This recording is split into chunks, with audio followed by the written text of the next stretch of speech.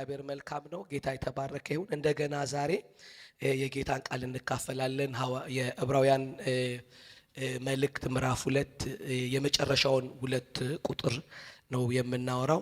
3 ቁጥር 16 17 18ን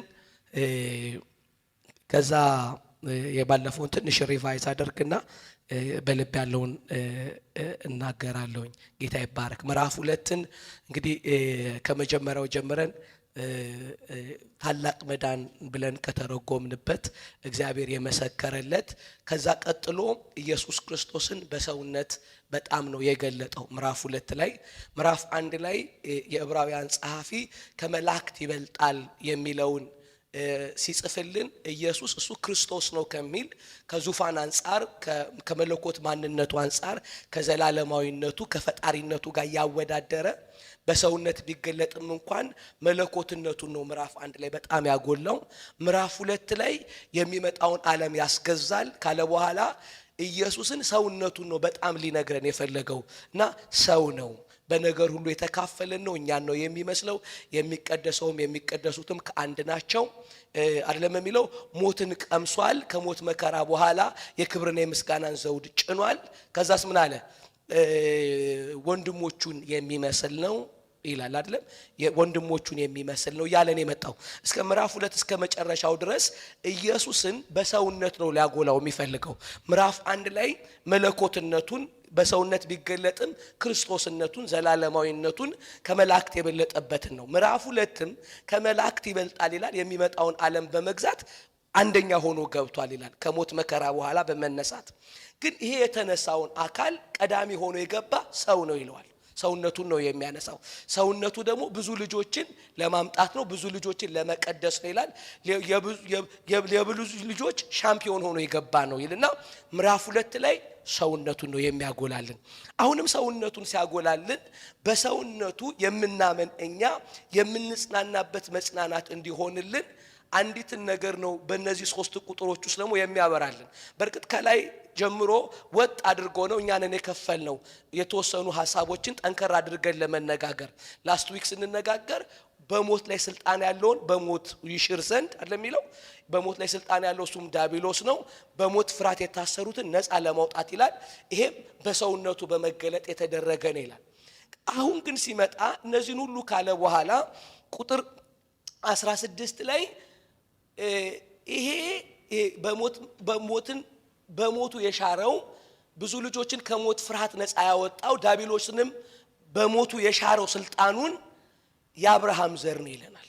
ከአብርሃም ዘር የተገኘ ነው ይልና አሁንም ሰውነቱን ያጎል ሰው ከሞት ፍርሃት ብቻ ሳይሆን አሁን ከሚኖረው ኑሮ ከእግዚአብሔር ጋር ባለው ግንኙነት ዋስትና እንዲኖረው በሰማይ የምስጋናና የክብር ዘውድ የጫነ ብቻ ሳይሆን የሚራራ ሊቀ ካህን ሆኖ ተቀምጧል ይላል።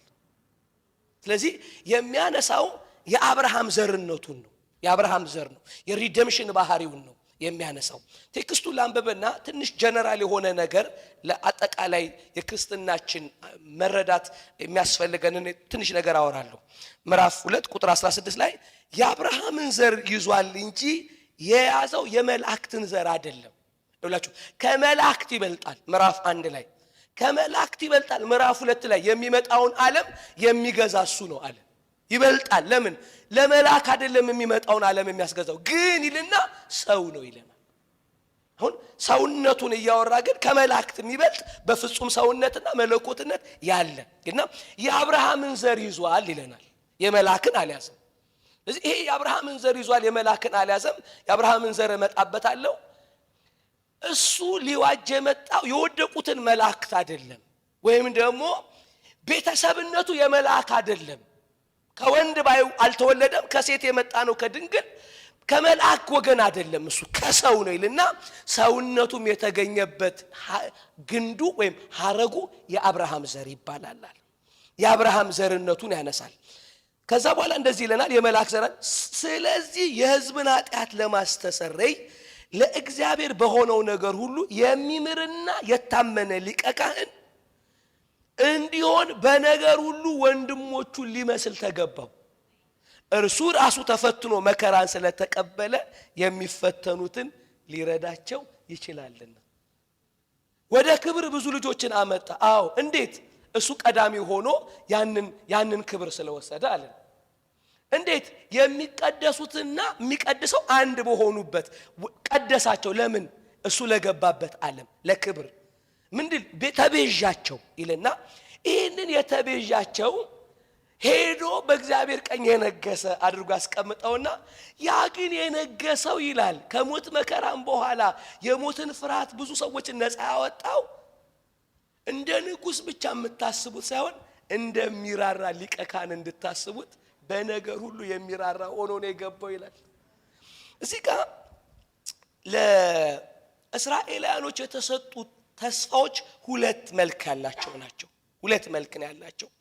የአብርሃም ዘርነትን ከመጽሐፍ ቅዱስ ውስጥ በተስፋ ባህሪው ስናነሳው የአብርሃም ዘርነት የመቤዠት ስርዓት ነው።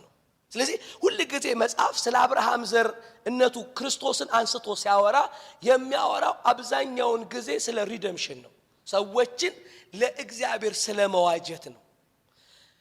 የዳዊት ዘርነቱን ደግሞ መጽሐፍ ሲያወራልን ስለ ንጉስና አብዛኛውን ጊዜ የሚያወራው ስለ ቬንጀንስ ነው፣ ስለ በቀል ነው የሚያወራው። ስለዚህ ለእስራኤል የተሰጣቸው በሁለት አባቶች የሆኑ ተስፋዎች ናቸው። የአብርሃም ተስፋና የማን ተስፋ ይባላል? የዳዊት ተስፋ ይባላል።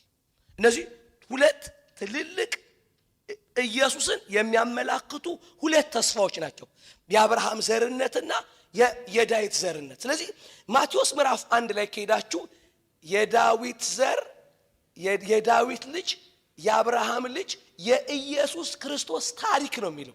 የሁለት አካል ልጅ አድርጎ ነው ቁጥር 1 ላይ ማቴዎስ የዘገበልን። የማን ይላል?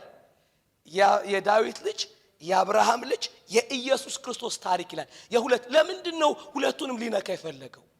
ምክንያቱም እግዚአብሔር ለአይሁድ ሕዝብ የሰጠው ሁለት ተስፋ ስለሆነ ነው። የአብርሃምና የምን የአብርሃም ተስፋ ብዙ ጊዜ ሲታሰብ አሕዛብ ባንተ ወይም በዘርህ ይባረካሉ የተባለ ዘሩ ደግሞ ስለ ብዙ አይደለም ስለ አንድ ነው የሚያወራው ብሎ ያም ዘር ክርስቶስ ሆኖ መጥቷል ብሎ ገላትያ ላይ ነገረን። ስለዚህ ያ ዘር በእምነት ለአብርሃም ጽድቅ የተገኘበትን መንገድ ለሚያምን ሁሉ ጽድቅ የተገኘበት ወይም የአብርሃም በረከት ለሰዎች የደረሰበት ነው። የአብርሃም በረከት ምንድነው ብለን ተነጋግረናል ከዚህ በፊት። የመንፈስ ቅዱስ ተስፋ ወይም እግዚአብሔር በሰው ውስጥ መኖሩ ነው። ያ ተስፋ ወደ ሰው ልጆች የመጣበት በአብርሃም ዘር ተስፋ አሕዛብ ሁሉ የተባረኩበት በረከት ነው። ስለዚህ እዚህ ጋር የአብርሃም ዘር ሲል ሮሜ 1 ላይ ስትሄዱ ግን የዳዊት ልጅ ነው ይላል ከስጋ። ስለዚህ ሊያወራን የፈለገው ኪንግ ነው። እንደ ቅድስና መንፈስ ከሙታን በመነሳት የእግዚአብሔር ልጅ ሆኖ የታወጀለት ከስጋ ግን ከዳዊት ወገን ይሆን ይለናል። ስለዚህ ኢየሱስ በዋነኝነት የተጠቀሰው በአብርሃም ልጅና በዳዊት ልጅነት ነው።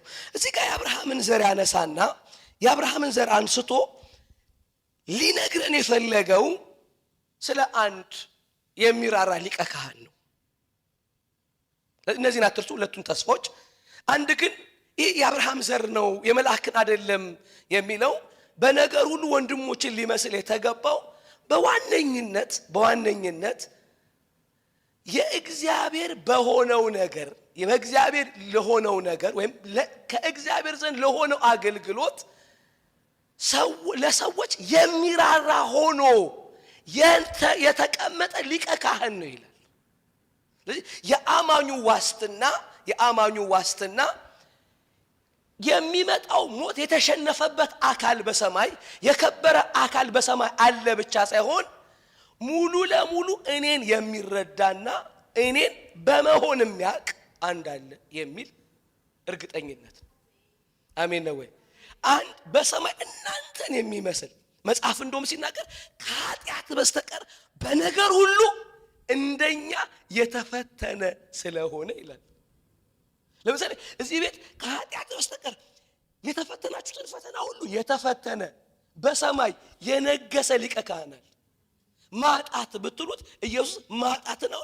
ማጣት እኮ ማለት ብላችሁ ማብራራት አይጠበቅባችሁ። ማጣት ያውቃል። መገፋት ብላችሁ መገፋት እኮ ማለት ይሄው መገፋት ብላችሁ ማብራራት አይጠበቅ። መገፋት ያውቃል። መናቅ ብትሉ መናቅ ያውቃል፣ ሁሉን ያውቃል። መራብ ያውቃል፣ ቤት ማጣት ያውቃል፣ ኢንሴኪዩሪቲ ሁሉንም ያውቃል። አንድ በነገር ሁሉ እኔና እናንተን የሚመስል አት ዘ ሴም ታይም የነገሰ መላእክት የሚሰግዱለት ማታስረዱት ትዝ ይላችኋል። የእንግሊዟ ሁሉ ጊዜ መቼም ስለዚህ ነገር ሲወራ የምትወራ እንደ ሴት አለች። የእንግሊዟ ንግስት ናት። ሰው ተርቧል ተብላ ሲነገራት ለምን ኬክ አይበላም አለች። ለምን? መራብ ዲክሽነሪዋ ላይ የለም። መራብ አታውቅም።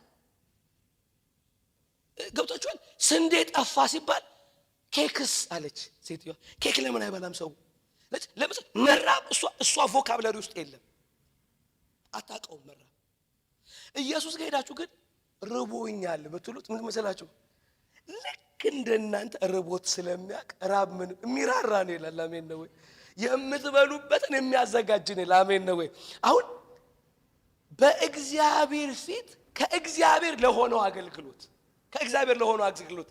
በእግዚአብሔርነት ብቻ ሳይሆን በሰውነትና በእግዚአብሔርነት የተቀመጣል። ስለዚህ የኛ ቮካብለሪ በሐሳብ በእውቀት በትምህርት ሳይሆን በመሆን የሚያውቅ አሜን ነው ወይ? በመሆን የሚያውቅ አለ። በመሆን የሚያውቅ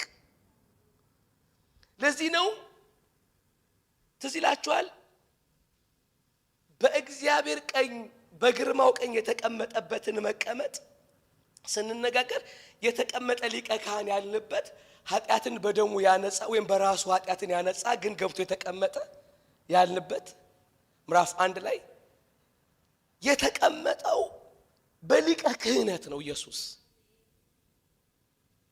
በእግዚአብሔር ዓለም ሰዎችን የወከለበት ውክልና ስሙኝ፣ ሰዎችን የወከለበት ውክልና በማንነት መካፈል ብቻ ሳይሆን ለሰዎች ከእግዚአብሔር ዘንድ ለሚደረግ ነገር ሁሉ ሰዎችን በሚረዳበት የመሆን ባህሪ ነው የተቀመጠው። ስለዚህ አንድ ዋስትና ያመጣልናል። ሞት የተሸነፈበት ብቻ ሳይሆን አሁን በነገር ሁሉ የሚራራ ደግሞ ነው ይላቸዋል። እንዴት ስጡት? ወንድሞችን ሊመስል ተገብቶት ነበር ይላል። እንዴት? በሁሉ ነገር አለ። በሁሉ ነገር ገብቶታል። በሁሉ ነገር። ለዚህ ነው ዘካርያስ ሲናገር ኢየሱስ ሲነግስ እንደ ካህን ይነግሳል ያለን። ኢየሱስ የነገሰው እንደ ንጉስ አይደለም፣ እንደ ካህን ነው። ለዚህ ነው እንደ መልከ ጼዴቅ ሹመቱ ለዘላለም ነው። መልከ ጼዴቅ ምንድን ነው? የሰላም ንጉስ፣ ከዛሳ ካህንም ነው ይላችኋል ሰውየው። በክህነትና በንግስና ባህሪ የሆነ ነው። አስራት ከአብርሃም ተቀብሏል። አተሴም ታይም ጸሐፊው ንጉስ ነው ይለዋል። ለትውልዱ መጀመሪያ የለውም በተባለበት ባህሪ ብቻ ሳይሆን የተጠቀሰበት ባህሪ ሁለት ነው፣ ካህንና ንጉስ ነው ይላል። ስለዚህ ኢየሱስን ምዕራፍ 1 ላይ በዳዊት ዙፋን ላይ የተቀመጠ ጠላቶቹን ሊያስገዛለት አባቱ ቃል የገባለት ሰማይን የፈጠረ ሁሉን የሚያስረጅ ምናምን ያደርገውና ምዕራፍ 2 ላይ ደግሞ ሲመጣ ሰው ነው። እንዴት ሲባል በነገር ሁሉ እንደኔና እንደናንተ ነበር አለ። ስለዚህ የኢየሱስ ዕውቀት ውስጥ ሁሉ ቮካብለሪ አለ። የዚህ ምድር ተንበርክካችሁ ኤኒቲንግ ስትሉት ኢየሱስ ይላል መሰላችሁ፣ ጸሎታችሁን አይደለም የሚሰማው፣ ያንን ኤክስፒሪየንስ አድርጎታል ይላል። እስከ ሞት ድረስ ብሎ እንደውም ሞትን አንዴ ሞቼ ነበር ብሏል። ሞትም ምን እንደሚመስል ያውቃል። በጣም ከሚገርመኝ ባህሪ ውስጥ ኢየሱስ ስሙኝ በዘላለም አሁን ውስጥ ነው የሚኖረው። ስሙኝ በዘላለም አሁን ውስጥ ነው። በታይም ውስጥ ሁሉ አለ ታውቃላችሁ። እሱ ተቶቻ ትላንትና ሲላውን በትዝታ አይደለም የሚሄደው ኢየሱስ ባይዘ ወደ ትላንት ገልጦ ትዝ ይለኛል አይደለም የሚለው። ትላንት ውስጥ አለ እሱ። አሁን ነገ ውስጥም እንደዚህ ገልጦ ወደፊት ብሎ በተስፋ አይደለም የሚያውቀው፣ ነገ ውስጥም አለ። ትላንትናና ነገ አሁን በሚባል ባህሪ ውስጥ ኤግዚስት ያደርጋል። ስለዚህ መራብ የሚባለው ለእርሱ የ2000 ዓመት ትዝታ አይደለም፣ የአሁን ኤክስፒሪየንስ ነው። because divine at the same time divine ስለሆነ he knows it። ስለዚህ ይሄኛው መካፈል ውስጥ አንድ ለአማኝ የተሰጠ ዋስትና ታውቃላችሁ። ይራራላችኋል። አሜን ነው ወይ? እስቲ ይራራልኛል በሉ። ይራራላችኋል አለ። ሙቭ የሚያደርገው በርራዬ ነው። ለምን? በነገር ሁሉ እናንተን መስሎ ስለሚያውቅ ነው። አንዳንድ ጊዜ ሰዎች ልክ እንዲረዷችሁ ስትፈልጉ ታውቃለህ፣ በእኔ ጫማ ሆነ እየው ትሉታላችሁ። እስቲ በማን እና በእኔ ጫማ ሆነ እየው እስቲ ትሉታላችሁ። ኢየሱስ በእኛ ጫማ ውስጥ ነበር። ሂኖሲት ገብቶ ያውቀዋል። የትኛውንም በዚህ ምድር ላይ ያለውን ውጣ ውረድ ከኃጢአት በስተቀር ኢየሱስ ያልተካፈለው ነገር። እንደውም አንዳንዶቻችን ያላለፍነው ብዙ ነገር አለ። እሱ ያለፈው እኛ ያላለፍነው። ኢየሱስ በመጽሐፍ ቅዱስ ውስጥ ማሳያቸዋል በተወሰኑ ጥቅሶች ውስጥ አንዳንድ ነገሮችን ለማድረግ ይላችሁ አንዳንድ ነገሮችን ለማድረግ የተንቀሳቀሰው በሐዘን ይላል። አያት እና ይላል አዘነላት ይላል። ያያትና አዘነላት ይላል። ራራላት ይላል። አያቸውና አዘነላቸው ይላል። አዘነላቸው ይላል። ከዚህ አይ እውሮች አየና አዘነለት ይላል። የሚገርማቸው ማለት ኢየሱስ በርራሄ አክት ነው የሚያደርገው ብዙ ቦታ ላይ በሐዘን ማለት ነው። ያያይና በቃ ሂኖስ አይኖ ይላል። ፔኖቻችንን ያውቃል፣ ህመሞቻችንን ያውቃል። እንደውም ኢሳይያስ 53 ላይ ህመምን የሚያውቅ ሰው እንደሆነ ያስታውቃል ይላል። ከሱ ጉስቁልና የተነሳ ሂኖስ ፔን ይላል፣ ህመም ያውቃል ይላል ኢየሱስ። በጣም ብዙ ጸሎቶቻችን የእምነት አይደሉም፣ እሱን የማስረዳት ናቸው። ብዙ ጊዜ አይደለም እንታገላለን አንደርስታንድ እንዲያደርገን ተንበርክከን። ደስ የሚለው እኛ ሊቀ ካህን አለን። ይገርማችኋል። ሊቀ ክህነቱ እንደውም ከማማለድ ይልቅ መርዳት ነው ብሎ ነው ያስቀመጠው። እስቲ አሜን ወይ? ከእግዚአብሔር ጋር በአንድ በሆነ አቶነመንት ነው ወይም ደግሞ በአንድ የመስዋዕት ድርጊት ነው ያስገባን። እግዚአብሔር ጋር ፕሬዘንት አድርጎናል። በቀጣይ የመኖር ዘመናችን ውስጥ ግን ሊቀ ክህነቱን ከአብ ጋር ያማልዳል አይደለም የተጻፈበት፣ እየራራ ይረዳቸዋል ነው የሚለው። የሚረዳ ሊቀ ካህን ሆኖ አለ። አሜን ነው ወይ? ይረዳኛል በሉ ሃሌሉያ። ያውቃል አለ because he has experience። ምናልባት ለማስረዳት የምንታገል ሰዎች ዛሬ የምናርፈው ይሄንን ነው። አንዳንዴ እንደዚህ ያለ ኢየሱስ ሲያስተምር ይሄ እኮ አሕዛብም እንደሚፈልጉት ያውቃል አለ። አብ ማለት መልበስ መብላት ምናምን አለና አትጨነቁ አለ። ለምን? አባታችሁ እንደሚያስፈልጋችሁ ያውቃል አለ። ነገር ግን ጽድቅና መንግስቱን ፈልጉ ሌላ ሁሉ ይጨመርላችኋል አለ። አሁን እግዚአብሔር ጋር ሄዳችሁ አንዳንድ የሚያውቀውን ነገር ስትነግሩት መልሱ ምንድን ነው የሚለው? አውቃለሁ ነው። ሂኖስ ማለት ነው። ለዚህ የተነገረን አንድ ቃል ምንድነው መሰላችሁ? አትጨነቁ። ከጭንቀት ሰው ነፃ የሚወጣው ነገራችሁ በእግዚአብሔር አእምሮ ውስጥ በእውቅና እንዳለ እርግጠኛ ስትሆኑ። ይሄንን ደግሞ በጣም አጠበቀውና መጣና ዕብራውያን ምዕራፍ 2 ላይ ልንገራችሁ በነገር ሁሉ እናንተን የመሰለ በሰማይ የነገሰ ሊቀ ካህን አላችኋል።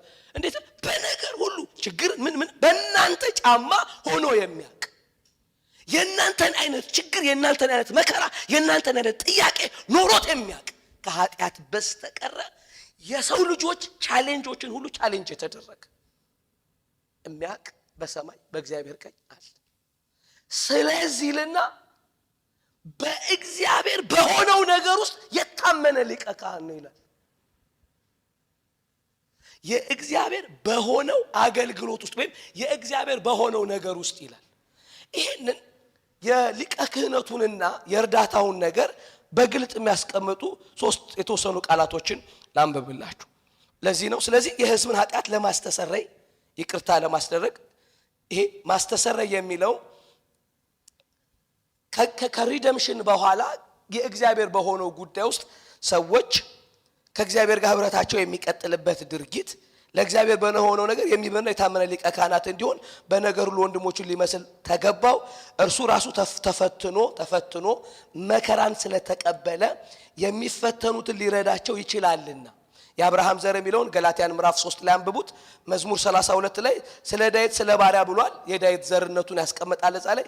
ዕብራውያን 5 ላይ ግን ሊቀ ካህን የሚሾምበትን ምክንያትና ሪዝኑን ሲያስቀምጥ እንደዚህ ይላል። አሁን ይሁን ቀና ብላችሁ የእግዚአብሔር የሆነ አገልግሎት አለ። ድሮ በመጀመሪያውም ኪዳን የእግዚአብሔር የሆነ አገልግሎት ነው። የእግዚአብሔር የሆነ አገልግሎት በመላክ ወይም በእግዚአብሔር በሰው ዓለም እንዲደረግ እግዚአብሔር አልፈለገም።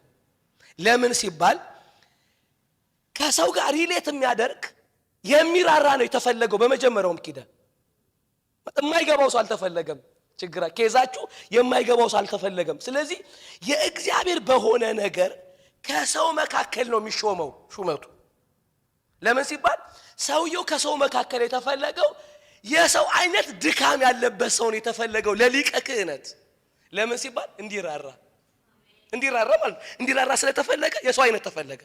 አሁን የመጀመሪያው ኪዳን ውስጥ የነበረውን ሲያስቀምጥልን ሊቀ ካህናት ሁሉ ስሙኝ፣ ቁጥር 1 ላይ ምዕራፍ 5 ዕብራውያን እንመጣበታለን። ምዕራፍ 5 ላይ ስለ ኃጢአት መባንና መስዋዕትን ሊያቀርብ ከሰው ተመርጦ ለእግዚአብሔር በሆነው ነገር ሁሉ ስለ ሰው ይሾማል። አገልግሎቱ ከእግዚአብሔር ዘንድ ነው። የተሾመበት ሹመት ግን ስለ ሰው ነው ይላል። አሁን ስለ እኔና ስለ እናንተ የእግዚአብሔር በሆነው ነገር እኔና እናንተን የሚመስል የተሾማል። ምን ማለት መሰላችሁ? አንድ መስሪያ ቤት ይውላችሁ፣ አንድ መስሪያ ቤት ዋናው ሰውዬ ዘመዳችሁ ቢሆን ብላችሁ አስቡት። አባታችሁ ቢሆን፣ ወንድማችሁ ወይ ቢሆን፣ ዋናው ፈላጭ ቆራጩ እዛ ቦታ ላይ በካምፓኒው ባለቤት የታመነ የፈለገውን ማድረግ የሚችል እሱ ወንድማችሁ ቢሆን ብላችሁ አስቡ። በሰማይ በሆነ ነገር ሁሉ ከእግዚአብሔር ዘንድ ስለኛ የተሾመው የኔና የናንተ ወንድም ነው። በነገር ሁሉ እኛን የሚመስል እኛን ወንድሞቼ ብሎ ለመጥራት የማያፍር መከራን የተቀበለ በታማኝ የሆነ ስለኔና ስለናንተ በእግዚአብሔር ዘንድ የተሾማል። ስለዚህ ምን ነገር ለኛ ሳይድ የሚያደርግ አለ በሰማይ አለ። ለኛ ሳይድ ነው የሚያደርግ። ለምን የኛ አይነት ነው ይላል በሰማይ። ሃሌሉያ።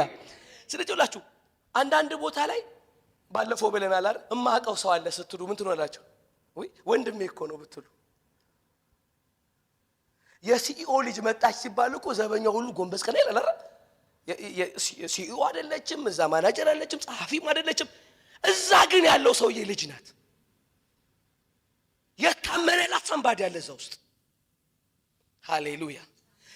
መጽሐፍ ሲናገር እግዚአብሔር ለሰው ልጆች በመጀመሪያውም ኪዳን ሊቀ ካህናት ሲሾም የፈለገው እንደው ተቃላችሁ በእግዚአብሔር በሆነው ነገር እንዲራራ፣ በእግዚአብሔር በሆነው ነገር እንዲራራ ከሰው መካከል ድካም ያለበትን ነው የሚሾመው። እንዲራራ ብቻ ማለት ነው። ስትራግል ሰውየው ሲያደርግ ምን ያህል መሰላችሁ? ስትራግል ሲያደርግ አይዞ አይኖ እንዴት ስትራግል ምን እንደሆነ አውቃለሁ ይላል። ትግል ምን እንደሆነ አውቃለሁ ይላል። ሰውየው ደፋ ቀና ሲል አይዞ ምን ማለት እንደሆነ ይገባኛል ይላል። አውቀዋለሁ ይላል። ስለዚህ ሚላል መሰላችሁ በእግዚአብሔር ዘንድ ለማስተሰረይት ሲገባ ሊቀ ካህኑ እናንተን በሱ ውስጥ ነው የሚያያችሁ። እግዚአብሔር ወይ ሰው መሆን ምን ማለት እንደሆነ አውቃለሁ ይላል። ሰውነት ምን እንደሆነ ይላል ሊቀ ካህኑ። ስለዚህ ምን ያደርጋል መሰላችሁ? በሊቀ ካህኑ ርራሄ ደሙ ይረጫል። ለምን? ድካም ያለበት ሰው ነው የተሾመው። ፐርፌክት አይደለም የተሾመው። እንደውም በመጀመሪያው ኪዳን ስለ ራሱም ኃጢአት መስዋዕት አቅርብ ይባላል ሰውየው። you are guilty ይለዋል እግዚአብሔር በመጀመሪያው ኪዳን ውስጥ። አንተም ጊልቲ ነህ። ስለዚህ ምን ያደርጋል? አስቀድሞ ለእርሱ መስዋዕት ያቀርባል። ስለዚህ ቀጥሎ ለህዝቡ መስዋዕት ያቀርባል። እሱ በተማረበት ምረት ህዝቡ እንዲማር የኛ አይነት ሰው ነበረ ቀድሞ በነበረው ኪዳን በእግዚአብሔር በሆነ ነገር ስለኛ የሚሾማል። ሊቀ ካህን ከሰው መካከል በእግዚአብሔር በሆነ ነገር ስለ ሰው የሚሾም ነው ይልና ይሄ ሰውዬ ደግሞ ምንድነው አለ? ይሄ ሰውዬ ምን እንዲሆን ተፈልጓል አለ? እርሱ ራሱ ደግሞ ምዕራፍ 5 ቁጥር 2 ላይ ድካምን ስለሚለብስ ላልተማሩትና ለሚስቱት ሊራራላቸው ይችላል። አንድ ጊዜ ዮሐንስና ያዕቆብ የሰማርያ ሰዎች ኢየሱስን ተቃወሙት ማለት ነው። ሂድ ከሀገራችን ምናምን ተፉበት፣ ድንጋይ ወረወሩበት መሰለኝ። ምን እንዳደረገ ታውቃላችሁ? ኢየሱስ አለ ከሰማይ እሳት እንጥራና አመድ እናርጋቸው አሉት። ምንም አያስፈልግም፣ ምን ይሰራል አለ። ወደ ዮሐንስና ጆን ከሰማይ እሳት እንጥራ አሉት። ኤልያስ እኮ 50 አጭዷል አለው። ምንም አያስፈልግም፣ ክብርህን እኮ ነው ምናምን አሉት። እሳት ጠርተን እናጥፋቸው አሉት። ኢየሱስ እንደዚያ እናንተ ምን አይነት መንፈስ ነው ይሆነላችኋል? ምን አይነት መንፈስ ነው ይሆነላችሁ አላቸው። ይኸውላችሁ ለአገልግሎት የሚበቃ ሰው በእግዚአብሔር የዓለም ውስጥ ሁለት ነገር ነው። አንድ ነው ባህሪው፣ አንድ ነገር ታውቃላችሁ፣ ፍቅር ነው። ፍቅር ውስጥ ርህራሄ አለ። ይሄኛው የመራራት ወይ ርህራሄ ኮምፓሽን ማለት ነው። እኔ በጣም ከሚገርመኝ ነገር መካከል ጴጥሮስን ለኃላፊነት ሲጠራው አንድ ጥያቄ ነው የጠየቀው 3 ጊዜ። ስንት ጥያቄ? አንድ ጥያቄ 3 ጊዜ ነው። ምን አለ መሰላችሁ? ትወደኛለህ አለው። የሆነ ቼክ ይዝላፍ ፍቅሩ ነው ቼክ ያደረገው። ቴስት አደረገ። አዎ ሲል አዎ እወዳለሁ ሲል በጎቼን ይሏል።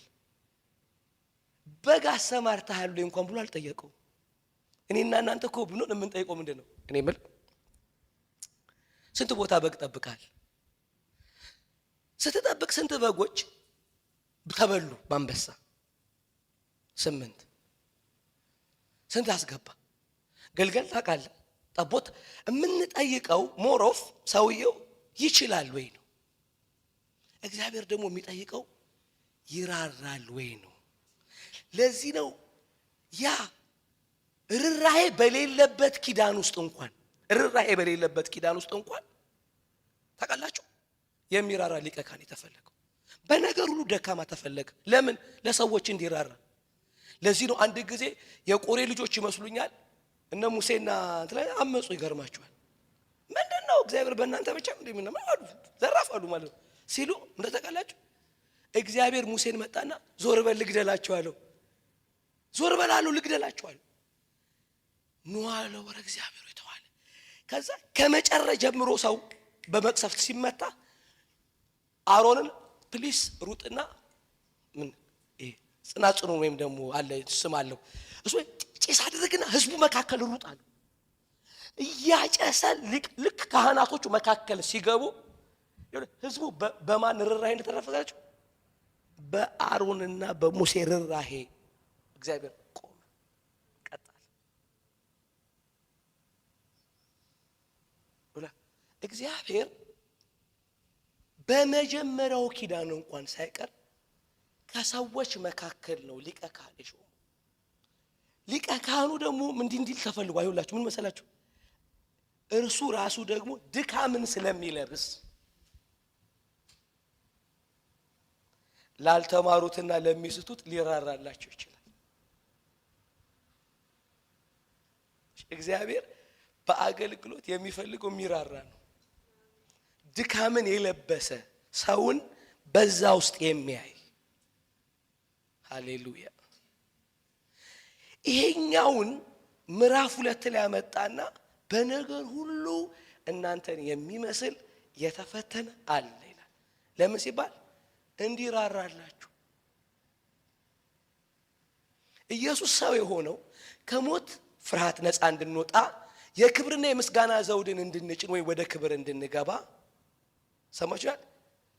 በእርሱ በሆነ ነገር እንድንቀደስ ብቻ ሳይሆን አሁን ባለን ህይወት ውስጥ እንደሚራራልን እርግጠኛ እንድንሆንበትም ነው ሰው ሆኖ በሰማይ ያለው።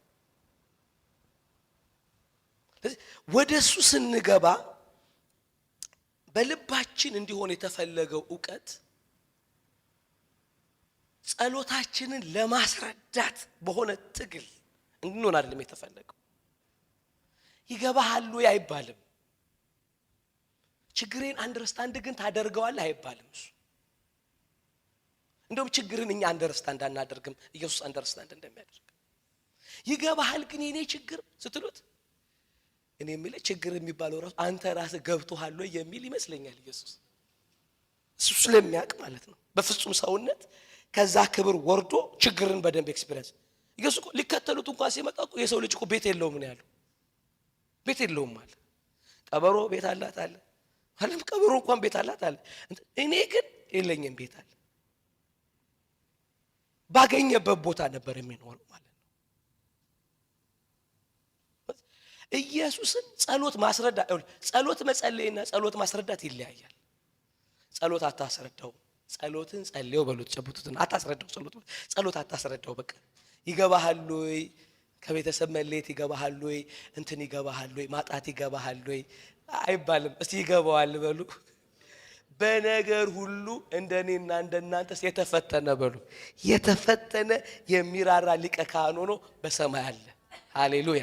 የተወሰኑትን ኢየሱስ ክርስቶስ በሐዘን ያደረጋቸውን ድርጊቶች ላሳያችሁ። ለዚያው የሚምር ነው ስንል አዎ የሚምር ነው። ለምን? ድካምን ስለሚያውቅ። ማቴዎስ ምዕራፍ 9 ቁጥር 35 ኢየሱስ በምኩራባቸው እያስተማረ የመንግስትንም ወንጌል እየሰበከ በሕዝቡ ያለውን ደዌና ሕመም ሁሉ እየፈወሰ ከከተማዎች በመንደሮችም ሁሉ ይዞር ነበረ። እየፈወሰ ነው ምናምን። ከዛ በኋላ ቁጥር 36 ላይ ብዙ ሕዝብን ባየ ጊዜ እረኛ እንደሌላቸው በጎች ተጨንቀው ተጥለው ነበርና አዘነላቸው ይላል። አዘነላቸው አየና በጣም ብዙ ሕዝብ ሐዘን ተሰማው ይላል ኢየሱስ። ማቴዎስ ምዕራፍ 14 ኢየሱስም በሰማ ጊዜ ከዛ ብቻውን ወደ ምድረ በዳ በታንኳ ፈቀቅ አለ። ሕዝቡም ሰምተው ከከተማዎቹ በእግር ተከተሉት። ወጥቶም በብዙ ሕዝብ አየና አዘነላቸው ካለ በኋላ ደዌያቸውንም ፈወሰ ይላል። ስላዘነላቸው አየ፣ ጉስቁልናቸውን አየ ምናምን። ከዛስ he moves to heal ፈወሳቸው። ሩራሄ ስለነበሩ ፈወሳቸው። የዕብራውያን ምዕራፍ 2 ታዲያ ሰውነቱን በነገር ሁሉ እኛን ሊመስል ተገባው ብሎ ሲያስቀምጥ ሰውነቱን ሲያጎላልን በሚሰማው ልብ ውስጥ ምን ሊፈጥር ፈልጎ ነው?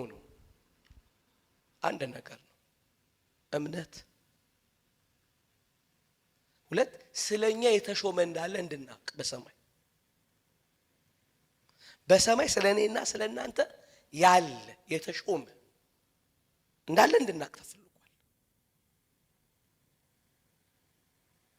ለሰው በነገር ሁሉ ደግሞ የሚራራ የሚያውቅ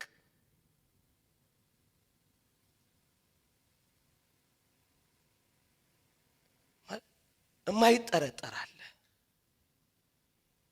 ይገባሃል ግን የማይባል ማለት ነው። ታየኛለህ ግን የማይባል። እኛ አንዳንድ መዝሙሮቻችን ራሱ እኮ ሪሊ ታፍ ናቸው አይደለም? እንትን ነው ሚራራ አይነት እንደማይመስል አይሉ መዝሙሮች አሉ። እንደሚራራ የማይመስሉ ማለት ነው። ሰው ነው አለን። በሰማይ የገባ ሰው ነው። በነገር ሁሉ እንደኛ የተፈተነ ነው። ስለዚህ ይራራላችኋል።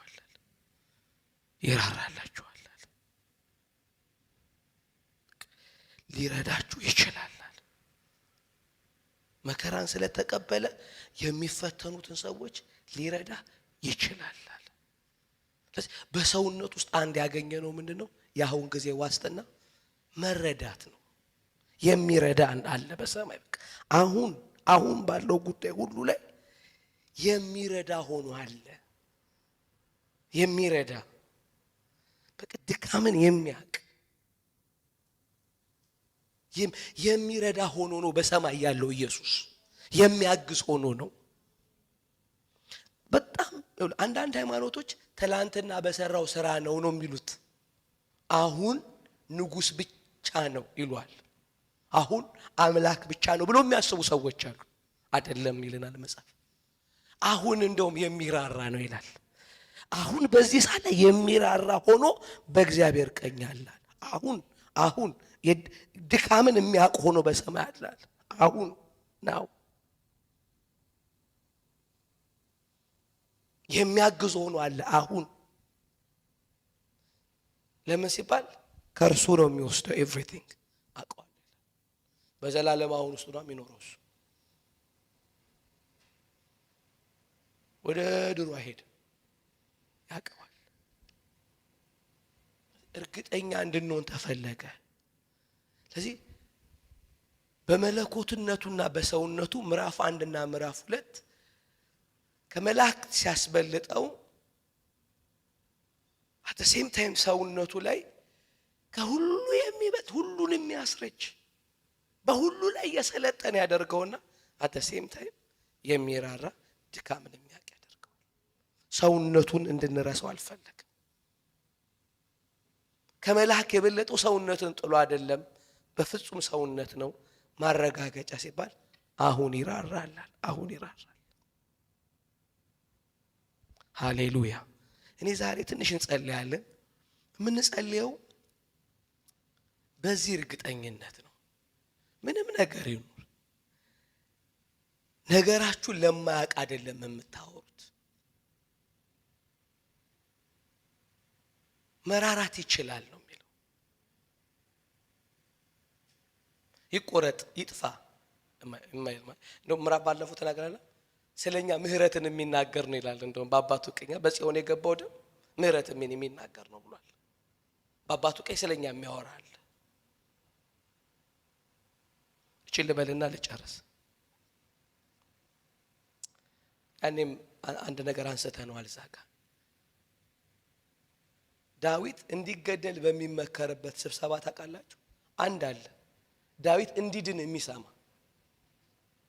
ይሰው ይገደል ይፈለጥ በተገኘበት ምናምን ሲባሉ ዮናታን የሚባለው ያንን ሁሉ የሚሰማው ዳዊትን ለማዳን ነው። አሜን ነው ወይ? ሰማይ ምንም ይሁን ወዳጆቼ አንድ አለ እንድንድን ያለ እንድንድን የሚፈልግ አንድ አለ። አሜን ነው ወይ? እሱ ደግሞ የኛ አይነት ነው። አሜን። ከኛ ወገን ሄዶ የተሾመ ነው። አሜን ነው ወይ? የኛ ወዳጅ ሆኖ የተቀመጠ ነው። ወንድም ሆኖ የተቀመጠ ነው። አሜን ነው ወይ? አለኝ በሉ ሃሌሉያ። በሰማይ አንድ አለ የሚራራልኝ አለ። ሃሌሉያ። ችግሬን የሚያውቅ ነው፣ ድካሜን የሚያውቅ ነው፣ የከበደኝን የሚያውቅ ነው። መዝገበ ቃላትም አይፈልግ ለጸሎቶቻችን ይሄ ማለት ምን ማለት ነው የማይል ምን ማለት ነው የማይል ሁሉን የሚያውቅ ሃሌሉያ። ክብር ሁሉ ለእርሱ ይሁን። ሃሌሉያ። ክብር ሁሉ ለእሱ ይሁን። ክብር ሁሉ ለእሱ ይሁን። ወዳጆች አንዳንድ ጊዜ ቃላታችን እኮ የማይገባቸው ሰዎች አሉ አይደል? አስረድታቸው ልክ እንዳኛው ጋር ማአት ነገር ብሎ ተከሳሽ ክስህን አቅርባለው ልጁ በሚገባው ቋንቋ በአማርኛ ለዳኛው አስረዳው። በቃ ብሎ እሱ በገባው ባደገበት ሰፈር ቋንቋ ነው እንትን ብዬ ምናምን አለ። ከዛ ዳኛው ግራ ገባው።